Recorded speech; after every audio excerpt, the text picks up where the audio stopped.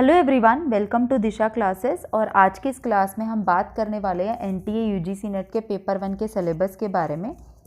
जैसे कि आपको पता है कि एनटीए यूजीसी नेट का जो पेपर होता है उसमें पेपर 1 जो होगा that will be your general paper. आप किसी भी सब्जेक्ट से प्रिपरेशन कर रहे हैं तो पेपर 1 तो आपको देना ही देना पड़ेगा, ठीक है। तो आज उसी पेपर के बारे में डिस्कशन होगी। इस पूरी वीडियो में सिर्फ और सिर्फ पेपर 1 के सिलेबस के बारे में ही बातचीत होगी और हम देखेंगे कि किस तरह से हम जो है प्रिपरेशन को शुरू कर सकते हैं। तो ये 10 यूनिट्स रहती हैं जो कि आप अभी स्क्रीन पे देख सकते हो। इन 10 यूनिट से आपको पेपर 1 में क्वेश्चंस पूछे जाते हैं, ठीक है। अब जो क्वेश्चंस होंगे वो किस तरीके से पूछे जाएंगे कि 10 यूनिट्स में से ऑन एन एवरेज 5-5 क्वेश्चंस हर एक यूनिट से पूछे जाएंगे, ठीक है। अब वो 5 का 4 भी हो सकता है, क्योंकि कई बार क्या होता है कि वो एक क्वेश्चन वहाँ से कम करके थोड़ा रिसर्च के ज़्यादा डाल दिए, 5-6 रिसर्च के कर दिया है, 4 टीचिंग के कर दिए, इसी तरीके से थोड़ा सा कर सकते हैं। But on an average 4 to 5 questions आपको हर एक यूनिट से देखने को मिलेंगे पेपर में। तो ये 10 यूनिट हैं अलग अलग: teaching aptitude, research aptitude, comprehension, communication, mathematical reasoning and aptitude, logical reasoning, data interpretation, ICT that is information and communication technology, people development and environment and higher education system। तो इन 10 unit से बीच बीच में से आपको questions पूछ लिए जाते हैं और आपको क्या करना होता है, ये 50 क्वेश्चंस बेसिकली इस पेपर में होते हैं। तो ऑब्वियसली क्वालिफाइंग तो होता ही है, क्वालिफाइंग ही रहता है वैसे ये पेपर, आपको क्वालिफाई करना होता है। बट लेकिन अगर आपको कट ऑफ क्रॉस करनी है तो अच्छा खासा स्कोर करना पड़ेगा, ठीक है। क्योंकि क्या होता है कि जो कट ऑफ बनती है वो पेपर 1 और 2 की मिला के बनती है। तो अगर आप पेपर 1 में अच्छा करते हो तो पेपर 2 के लिए एफर्ट्स अगर आप थोड़े से लाइक इधर उधर भी हो जाता है तो चांसेस रहते हैं कि पेपर क्वालिफाई हो जाएगा। तो पेपर 1 आप अगर स्ट्रॉन्ग कर लेते हैं अपना, तो पेपर 2 में अगर कुछ क्वेश्चंस आप अच्छे से नहीं डील कर पाते या थोड़ा सा कम भी हो जाता है तो वो कवर अप हो जाती हैं चीज़ें फिर। तो 50 क्वेश्चंस पूछे जाते हैं और 2-2 नंबर के क्वेश्चंस रहेंगे आपके। मैंने ये भी बता दिया कि किस तरीके से क्वेश्चंस पूछे जाते हैं। तो मेरे हिसाब से 4 से 5 तो आप मान के चलिए कि हर एक यूनिट से क्वेश्चन आपको पूछे ही जाते हैं। तो अब थोड़ी सी बातचीत करेंगे स्पेसिफिकली अलग अलग यूनिट से कि क्या क्या टॉपिक्स रहते हैं उस यूनिट्स के अंदर फर्दर, ठीक है। तो सबसे पहले बात करेंगे टीचिंग एप्टीट्यूड के बारे में। तो ये जो है ये टीचिंग एप्टीट्यूड का सिलेबस है सारा, ठीक है, जिसमें आपको थोड़ा सा टीचिंग के कॉन्सेप्ट्स, ऑब्जेक्टिव्स, लेवल्स या कैरेक्टरिस्टिक्स जो भी रिक्वायरमेंट्स रहती हैं टीचिंग की, उसको थोड़ा सा फैमिलियर होना है इनके साथ। अच्छा, ये जो टीचिंग एप्टीट्यूड अपने आप में यूनिट है ये थोड़ी सी ईजी होती है, बिकॉज अगर आपने बहुत ज़्यादा भी नहीं पढ़ा तो भी आप कुछ क्वेश्चंस के साथ बिना पढ़े डील कर सकते हो, ठीक है। अगर आपका थोड़ा सा एक कह सकते हो समझ एक अच्छी डेवलप हो चुकी है टीचिंग में, तो आप बिना पढ़े भी कुछ क्वेश्चंस को अच्छे से डील कर पाते हो और सही भी कर पाते हो, है ना। अब यहाँ पर सिलेबस बहुत बड़ा दिखाई दे रहा होगा आपको, या आप कहिएगा इस यूनिट के अंदर जो कॉन्टेंट है वो आपको बहुत ज़्यादा लग रहा होगा, बट हर किसी से क्वेश्चन नहीं आता, ठीक है। अब यहाँ पे हमारे क्या चीज़ हेल्प करेगी, यहाँ पे हेल्प करेंगे प्रीवियस ईयर के क्वेश्चन पेपर्स, ठीक है। तो प्रीवियस ईयर के क्वेश्चन पेपर्स जब हम निकाल लेंगे वहाँ से पता चल जाएगा कि कुछ कुछ टॉपिक्स जो हैं अगर हम ध्यान से ऑब्जर्व करें उनसे हर बारी क्वेश्चंस निकलते हैं। तो अगर हम उनको भी स्ट्रॉन्ग कर लेते हैं तो काफ़ी हद तक वो चीज़ हमें कवर अप कर जाती है, ठीक है। तो ज़्यादातर चीज़ों पे जो फोकस रखना है वो आज की करंट अफेयर्स पे थोड़ा सा ध्यान रखना है हमने, कि करंट अफेयर्स में कि कुछ ऐसा हुआ है क्या टीचिंग में, कुछ ऐसा कुछ ऑनलाइन मेथड्स नए शुरू हुए हैं या कुछ नया बच्चों के लिए स्टार्ट किया गया है, तो उसके ऊपर थोड़ी सी एक नज़र रहनी चाहिए। जैसे मूक हो गया, स्वयं प्रभा है, स्वयं है, जो कि basically you know very well, MOOC is a massive open online courses जो कि बच्चों को ओपन ऑनलाइन कोर्सेज अवेलेबल करवाते हैं, ठीक है। इसके अलावा हमारा आ जाता है थोड़ा सा इवैल्यूएशन सिस्टम, जो कि इम्पॉर्टेंट रहता है। इवैल्यूएशन सिस्टम से भी क्वेश्चंस जो हैं पेपर में पूछे जाते हैं। तो अभी जैसे मैं कुछ अगर टॉपिक्स को स्पेसिफाई करूं यहाँ से, तो evaluation system very very important, evaluation system से क्वेश्चन आते हैं। इसके अलावा यहाँ से ऑनलाइन जो मेथड्स हैं यहाँ से थोड़ा सा आपसे क्वेश्चन पूछ लेते हैं, ठीक है। इसके अलावा जो बेसिक रहेगा, जैसे टीचिंग का जो लेवल्स हैं, 3 तरह के लेवल्स रहते हैं टीचिंग के: मेमोरी, अंडरस्टैंडिंग एंड रिफ्लेक्सिव। हम ट्राई करेंगे आगे क्लासेस में इनको कवर अप करने की। बेसिक लेक्चर्स में I will try my best कि बेसिक लेक्चर्स आपको प्रोवाइड कराए जाए, सो दैट आप थोड़ा फैमिलियर हो जाओ चीज़ों के साथ में। इसके अलावा यहाँ पर कुछ फैक्टर अफेक्टिंग है और सपोर्ट मटेरियल, ठीक है, जो कि एक इम्पॉर्टेंट चीज़ है सपोर्ट मटेरियल कि कौन कौन से सपोर्ट मटेरियल्स हैं जो कि टीचिंग में एक हेल्प करते हैं आपकी। जैसे कि अगर मैं बात करूँ तो प्रेजेंटेशंस की अगर मैं बात करूँ, या फिर है ना कुछ मटेरियल्स जिनके थ्रू हम लोग जो है टीच कर सकते हैं, है ना। अब इसके अलावा और जो चीज़ है यहाँ पर जो समझने लायक है, ये कहिएगा थोड़ा सा प्रेपरेशन अच्छे से कर लेना। इवैल्यूएशन सिस्टम तो मैंने बोल ही दिया, और इसके अलावा ऑनलाइन मेथड्स जो हैं इनको अच्छे से पढ़ना, और कुछ बेसिक सी चीज़ें जैसे कि जब क्लासरूम में होते हैं तो किस तरह से आप टीच कर सकते हो, या किस तरीके से बच्चों के साथ डीलिंग के भी कुछ क्वेश्चंस आ जाते हैं कि अगर इस तरह का स्टूडेंट आपकी क्लास में है या इस तरह के बच्चे हैं तो किस तरीके से आप उन्हें डील करोगे, है ना। उस तरह से थोड़ी सी आपकी कॉमन सेंस से रिलेटेड क्वेश्चंस भी हो सकते हैं जिनके साथ ईजिली हम लोग डील कर सकते हैं, है ना। तो ये थोड़ी सी बात हुई टीचिंग एप्टीट्यूड को लेकर। ये आपका पेपर 1 रहेगा, पेपर 1 में सॉरी यूनिट 1 रहेगा। उसके बाद हम यूनिट 2 पे आते हैं, that is your research aptitude, ठीक है। अब रिसर्च एप्टीट्यूड, या ये मैं कहूँ कि रिसर्च से क्वेश्चंस क्यों पूछे जाते हैं नेट के पेपर में, क्योंकि आप अगर अच्छे रिसर्चर नहीं हो तो आप एक अच्छे टीचर कभी नहीं बन सकते। क्योंकि रिसर्चर मीन्स व्हाट, जो कुछ ना कुछ नया कंटेंट एक्सप्लोर करता रहता है, ठीक है। तो रिसर्च एप्टीट्यूड से इसलिए थोड़ा सा क्वेश्चंस आपको आते हैं और आपको थोड़ा सा फैमिलियर इसके लिए होना पड़ता है।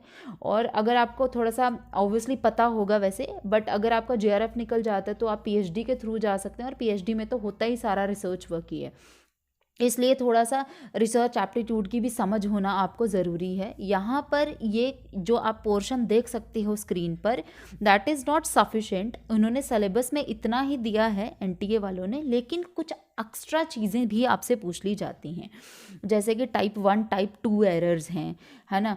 और इसके अलावा जो भी आपके रिसर्च के स्टेप्स हैं, सैम्पलिंग है, सैम्पलिंग के जो भी टाइप्स रहते हैं, प्रोबेबिलिटी है ना, और नॉन प्रोबेबिलिटी सैम्पलिंग, ठीक है। इस तरीके से भी कुछ क्वेश्चंस आपको थोड़ा डीप भी आ जाते हैं, ठीक है। तो आपकी अच्छी पकड़ होनी चाहिए, और इसके लिए आपका बेस बनेंगे प्रीवियस ईयर क्वेश्चन पेपर्स, ठीक है। आप प्रीवियस ईयर क्वेश्चन पेपर्स को अगर लेकर चलते हैं साथ में, तो it will be easy for you to analyse, है ना, कि कैसे एनालाइज करके आप लोग देखोगे कि कौन सा पोर्शन मैंने लेना है प्रेपरेशन के लिए और कौन सा पोर्शन हम छोड़ भी सकते हैं, है ना।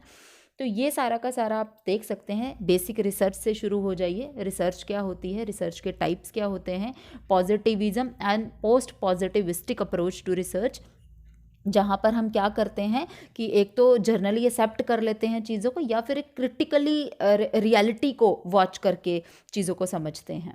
अब कुछ मेथड्स रहेंगे। मेथड्स इन्होंने 3 से 4 ही यहाँ पर शो किए हैं, लेकिन सिर्फ इनसे क्वेश्चन नहीं आता, और भी काफ़ी मेथड्स हैं रिसर्च के, ठीक है।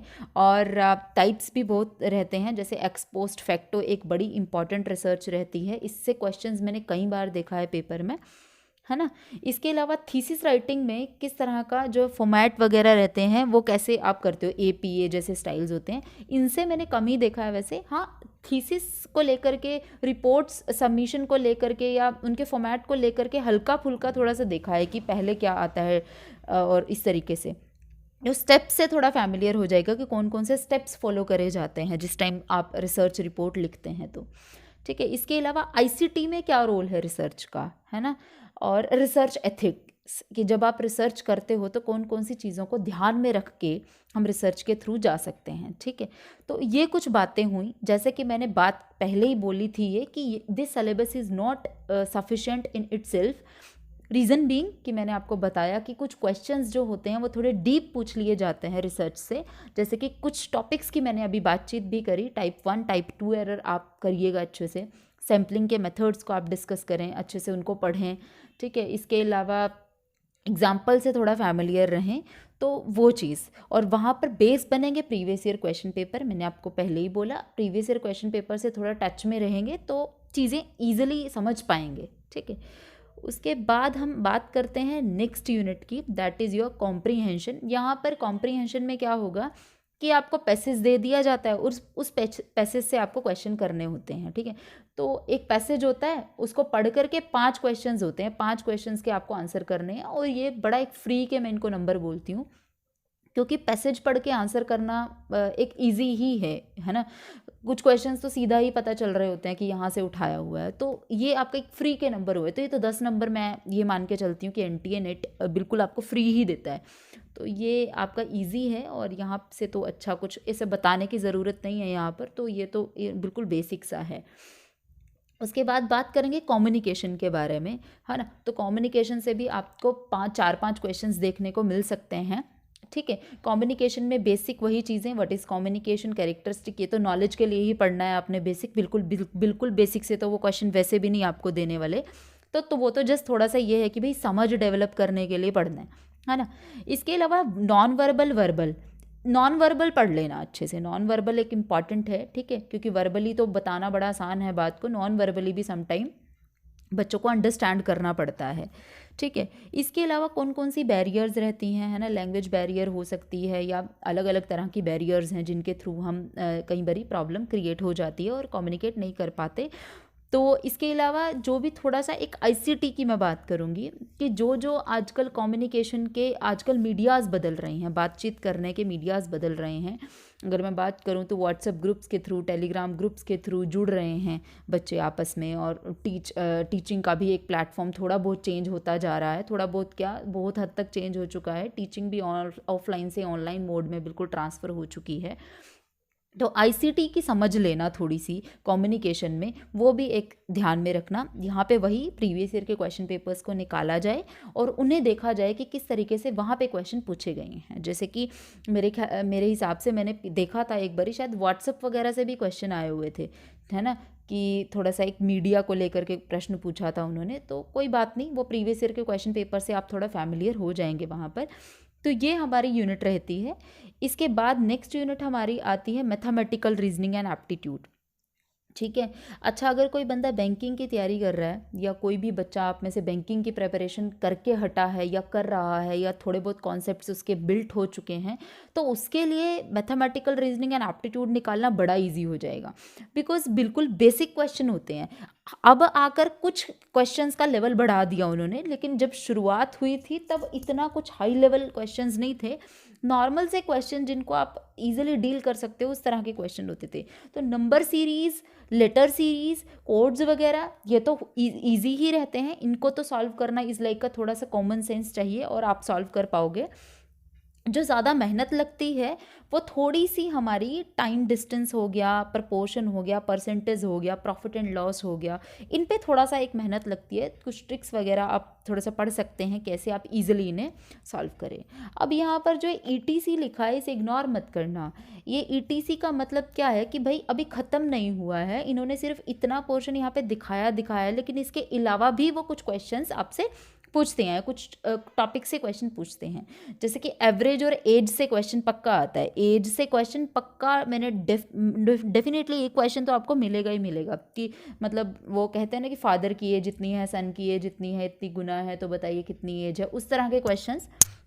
इसके अलावा सिटिंग अरेंजमेंट, है ना, कौन कहाँ बैठा है, कोई किसी दाएं बैठा है, बाएं बैठा है ना, और लाइन में भी बैठ सकते हैं वो लोग, ज़रूरी नहीं है कि भाई हमेशा मतलब है ना सर्कल में ही बैठेंगे, तो लाइन में भी बैठ सकते हैं, वर्टिकल हॉरिजॉन्टल जैसे भी। तो इस तरीके से भी क्वेश्चंस आपको सिटिंग अरेंजमेंट से पूछे जा सकते हैं। ब्लड रिलेशन से क्वेश्चन आता है जो कि यहाँ पर मेंशन नहीं है, ब्लड रिलेशन से पक्का क्वेश्चन आपको देखने को मिलता है। तो थोड़ा सा प्रीवियस ईयर क्वेश्चन से फैमिलियर रहें, क्योंकि कुछ चीज़ें सिलेबस में नहीं मेंशन बट क्वेश्चंस उनसे पूछे जाते हैं, ठीक है। तो ये हमारी एक अलग से यूनिट हुई। तो जिन बच्चों का बैंकिंग बैकग्राउंड रहा है या थोड़ा सा कोचिंग वोचिंग उन्होंने कहीं से लिया है, तो उनके लिए ये यूनिट से डील करना बड़ा इजी हो जाएगा, ठीक है, वो इजीली इसे डील कर सकते हैं। क्वेश्चन की ऑन एन एवरेज 4-5 ही रहते हैं, इससे ज़्यादा किसी भी यूनिट से नहीं हो पाते, ठीक है। उसके बाद लॉजिकल रीजनिंग की बात करेंगे। ये खतरनाक वाली यूनिट मुझे लगती है पर्सनली, है ना, आप लोग को कैसी लगती है आई डोंट नो, शायद आपको इंटरेस्ट इसमें अच्छा आए, बट मुझे ये थोड़ी एक ठीक ठाक ही यूनिट लगती है, क्योंकि मुझे लगता है कि इसमें पढ़ना ज़्यादा पड़ता है थियोरी, लेकिन अंदर इतना कुछ मे बी क्वेश्चन से डील कर पाओ उस टाइम, इस तरीके का हिसाब किताब हो जाता है।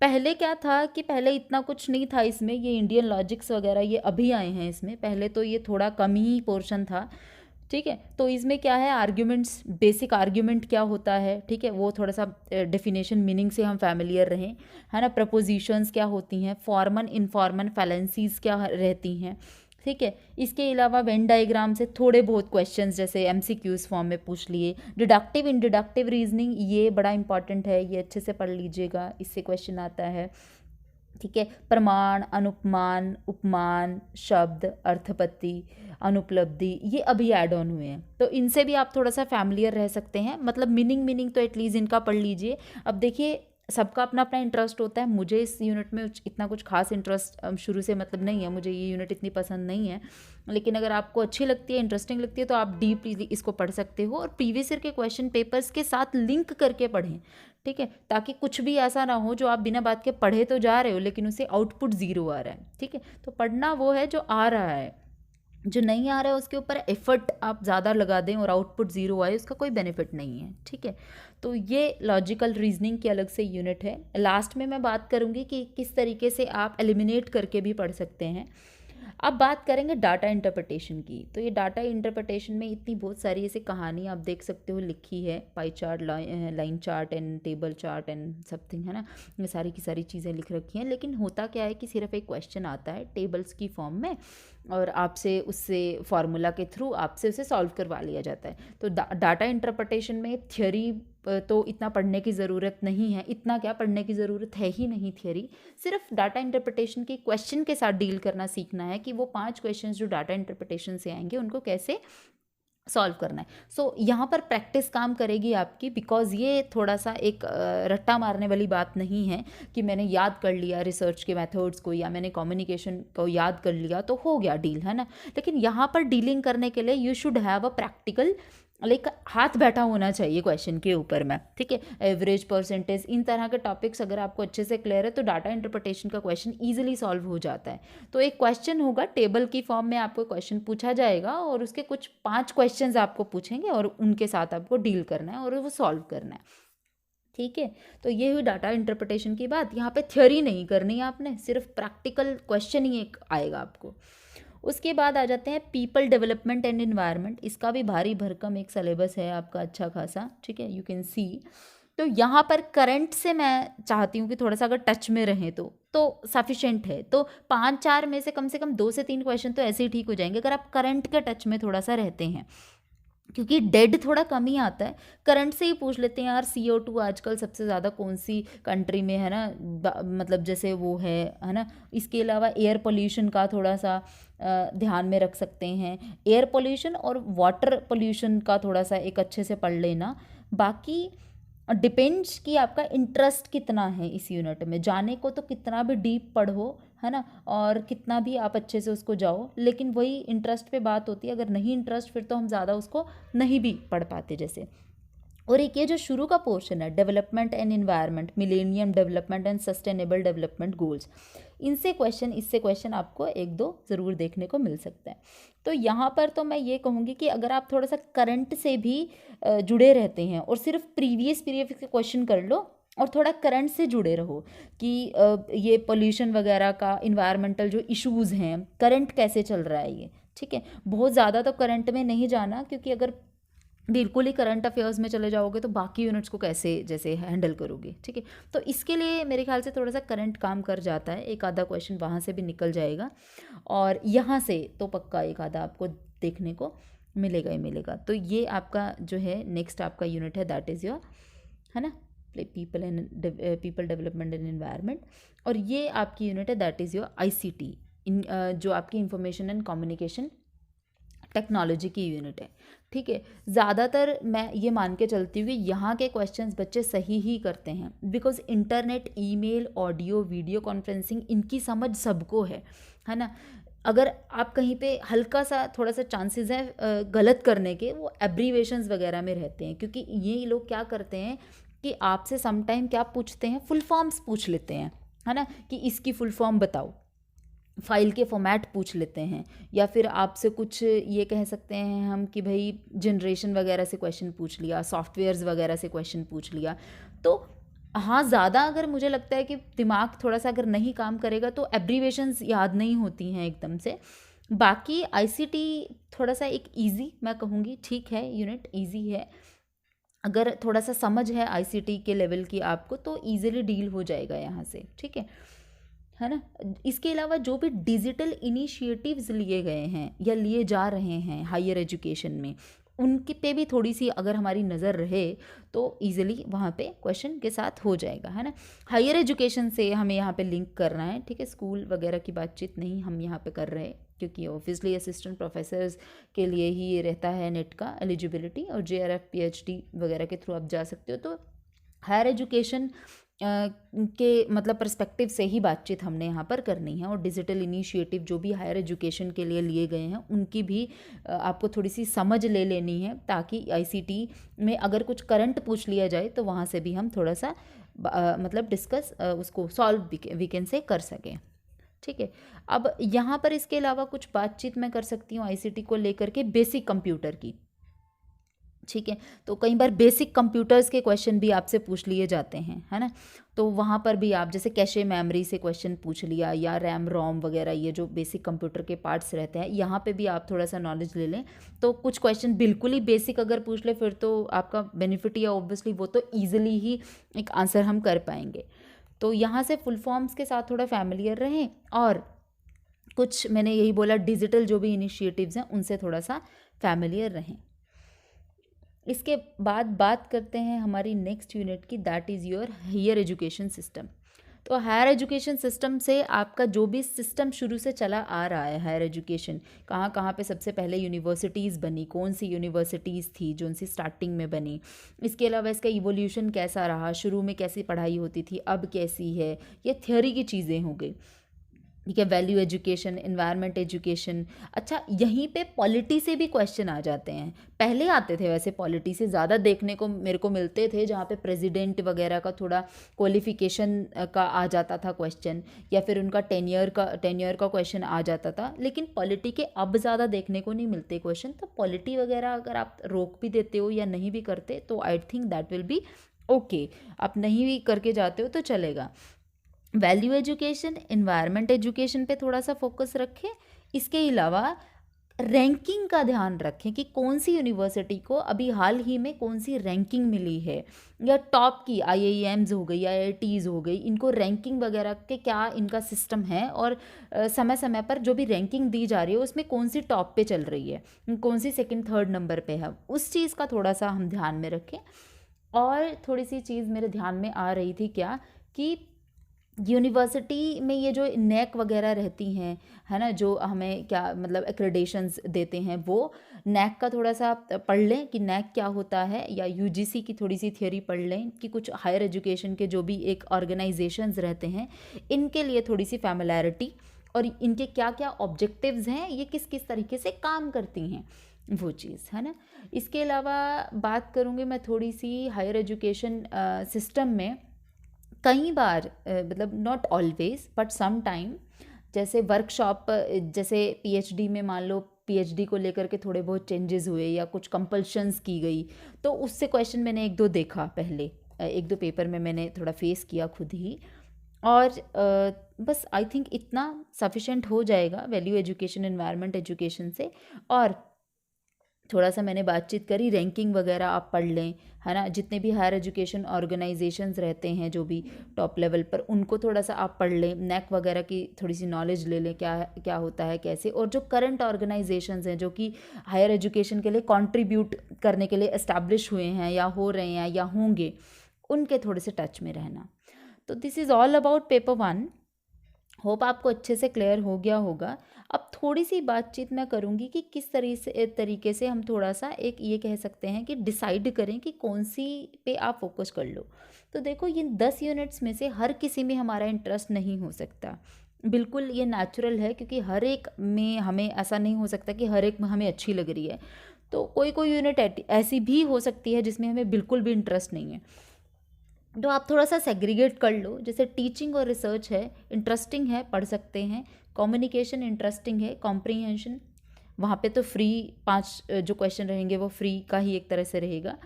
इसके अलावा मैं बात करूँ तो मैथमेटिकल रीजनिंग एंड एप्टीट्यूड थोड़ी सी प्रैक्टिस की जाए तो यहाँ पर भी आप 5 में से 3 क्वेश्चन तो 3 से 4 क्वेश्चन तो ठीक कर जाओगे। ठीक है। लॉजिकल रीजनिंग, ये देखो पर्सनली मुझे तो पसंद नहीं है, आप लोगों का कैसा इंटरेस्ट है आई डोंट नो, आप देख लीजिएगा। अगर आपको थ्योरी पढ़ने में बहुत मज़ा आता है या थ्योरी पढ़ने में अच्छा लग रहा है उसकी, तो आप इसके थ्रू भी जा सकते हो। अच्छा, यहाँ से भी डायरेक्ट ही क्वेश्चन होता है, तो अगर लॉजिकल रीजनिंग अच्छे से पढ़ लोगे तो आप डील कर पाओगे, बिकॉज डायरेक्ट क्वेश्चन होते हैं। आईसीटी कंप्यूटर्स वगैरह का आप थोड़ा सा जा सकते हो, इसके थ्रू जा सकते हो, है ना। और people development and environment, higher education choice है। अगर एक दो यूनिट्स के साथ आप थोड़ा स्पेकुलेशन करना चाहते हो कि एक दो यूनिट मैं छोड़ दूँ या एक दो यूनिट से मैं थोड़ा कम भी पढ़ लूँ, तो it is your personal choice, क्योंकि जो 50 क्वेश्चन होंगे वो मिक्स होंगे और हर एक यूनिट से होंगे, कुछ ना कुछ आपको मिलेगा ही मिलेगा हर एक यूनिट से। तो मैं ऐसे मान के चलती हूँ कि अगर 50 में से आप 25-30 क्वेश्चन भी 25 तो नहीं कह सकते, ज़्यादा कम हो जाएगा, है ना। तो मेरे हिसाब से 35 प्लस क्वेश्चन एटलीस्ट आप निकाल दो, 70 तक तो ले आओ उसको पेपर को, तो I think easily cut off आप के आसपास आप जा सकते हो, है ना। पेपर 2 का वो आपको पता है कि आप कितनी नॉलेज है आपको पेपर 2 की, आप कितने डीपली आपने चीज़ों को पढ़ा है। पेपर 1 के लिए अगर 35 प्लस भी आप मतलब क्वेश्चन को ठीक कर जाते हो, so that will be sufficient for you. तो ये था एजेंडा हमारा आज की वीडियो का। तो होपफुली आपको अच्छे से समझ आ गया, और कोई भी क्वेरी रहेगी तो आप मेरे को टेलीग्राम चैनल ग्रुप मतलब जो भी हमने एक ग्रुप बना रखा है सबके लिए, तो आप उसे ज्वाइन कर सकते हो। और ये स्लाइड्स जो अगर चाहिए तो आप मुझे थोड़ा सा एक बता देना वहाँ पर, मैं आपके साथ वहाँ पर टेलीग्राम चैनल ग्रुप में शेयर कर दूँगी, ठीक है। सो आज के लिए इतना ही। अगर आपने अभी तक चैनल को सब्सक्राइब नहीं किया तो आप चैनल को सब्सक्राइब भी कर सकते हो, और उसके साइड में एक बेल आइकन बना है उसे भी प्रेस कर देना। जैसे ही मैं कुछ भी नया कंटेंट अपलोड करती हूँ या कुछ भी नया नोटिफाई आपको करवाना चाहती हूँ तो उसकी नोटिफिकेशन आपको साथ ही मिल जाएगी।